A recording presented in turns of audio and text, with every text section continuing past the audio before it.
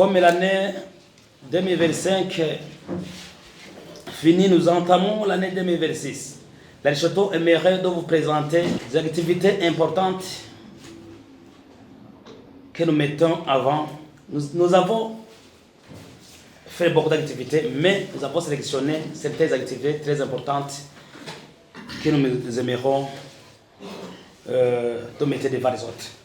Première activité, nous engageons à faire la monitoring des violations des droits humains, la lutte contre la torture, la spoliation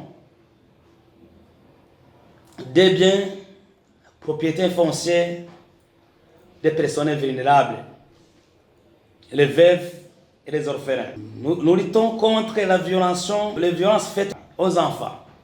Nous engageons à faire le plaidoyer en faveur des filles, afin qu'ils jouissent les mêmes droits sur les héritages familiaux comme les frères.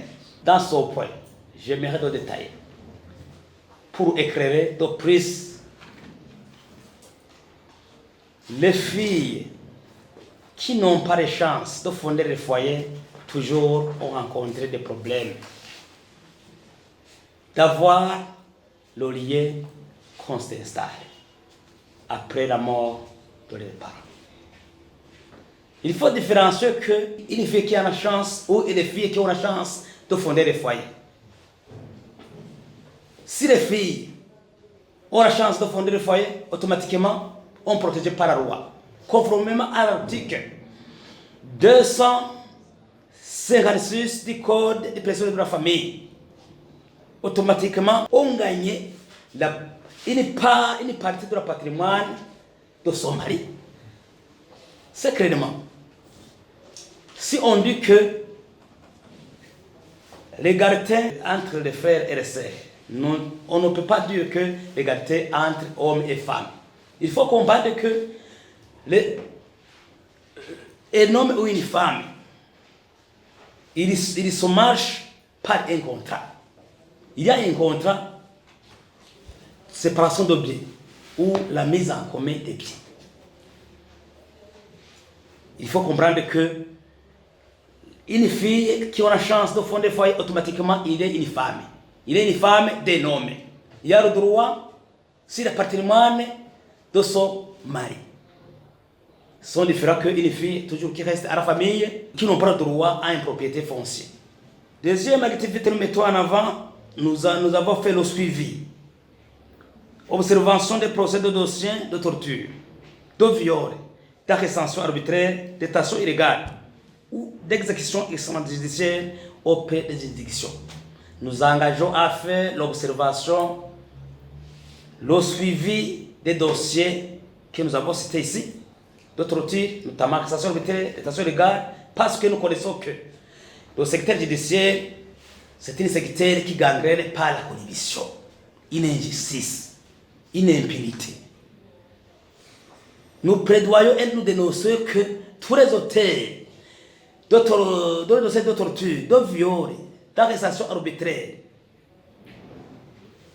soient punis conformément à la loi, en considérant que les procès sont comme des dossiers en flagrant. Nous avons fait un monitoring des camps de torture, arrestation arbitraire, détention illégale, au crâne de cachot des postes de police communaux, répartis sur le territoire national et des 11 prisons du pays. Nous avons suivi, nous avons observé, nous avons dénoncé tous les cas que nous avons observés dans cette année 2026 dans les différents cachots communaux et 11 prisons sur toute l'arrestation, la détention arbitraire. Les cas de torture même. Nous avons fait assistance multidimensionnelle aux victimes de torture, d'arrestation, détention arbitraire et de violation des droits de l'homme. Comme nous déployons des avocats qui sont chargés pour l'assistance légale, l'assistance judiciaire, les victimes de violation des droits de l'homme auprès des instances judiciaires, les tribunaux et les cours. Enfin, Promotion de recrutement dans des services tant publics que privés. Nous engageons à renforcer le suivi, la dénonciation des cas de viol, de torture, d'arrestation, détention arbitraire, confiscation de les documents de voyage, assassinat fait aux filles et femmes travailleuses migratoires dans les pays d'accueil. Nous faisons le plaidoyer pour le respect des droits des travailleurs saisonniers burundais. Al-Choto va s'impliquer. Vraiment, je vous dis franchement. J'aimerais à dire tous,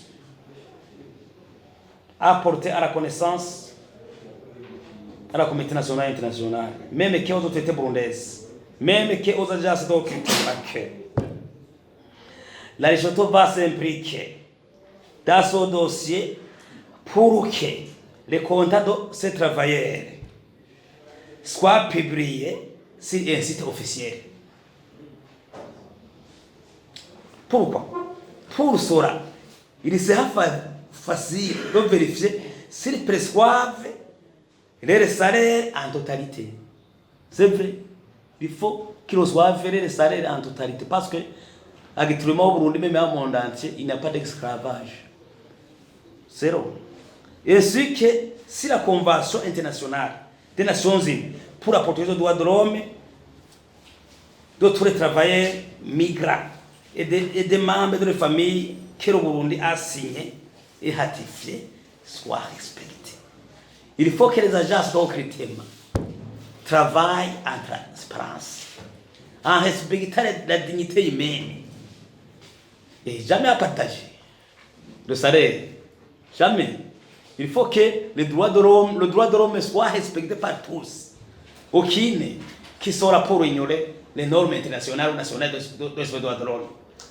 Si la justice soit faite, on n'a jamais toléré que les maisons et les bureaux et les centres des agences de recrutement soient remplacés comme des chambres, des cachots. Jamais, on n'a jamais toléré, on n'a jamais fermé nos bouches. Nous aimons à dénoncer. Même le mouché jamais tué, on n'a jamais toléré. Merci beaucoup.